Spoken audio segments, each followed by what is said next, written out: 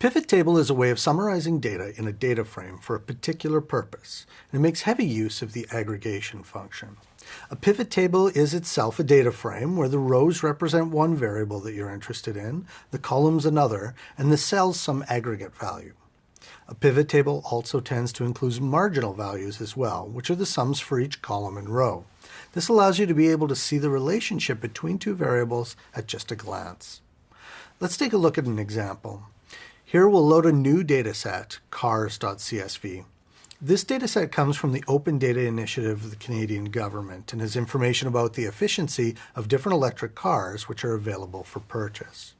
When we look at the head of the data frame, we'll see that there are model years, vendors, sizes of cars, and statistics like how big the battery is in kilowatt hours. A pivot table allows us to pivot out one of these columns into a new column headers and compare it against another column as row indices. For instance, let's say we wanted to compare the makes of electric vehicles versus the years, and that we wanted to do this comparison in terms of battery capacity.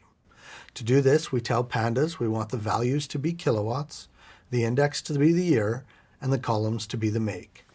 Then we specify that the aggregation function, and here we'll use the NumPy mean. Here's the results. We see there are NaN values for vendors who didn't have an entry in a given year, like Ford in 2012.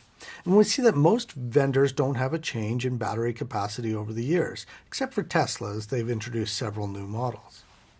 Now, pivot tables aren't limited to one function that you might want to apply. You can pass agfunc a list of the different functions to apply, and Pandas will provide you with the result using hierarchical column names. Here, I'll also pass margins equals true, and that you can see for each of the functions there's now an all category, which shows the overall mean and the minimum values for a given year and a given vendor. So that's pivot tables. This has been a pretty short description, but they're incredibly useful when dealing with numeric data. And of course, you can pass any function you want to the aggregate function, including those that you define yourself.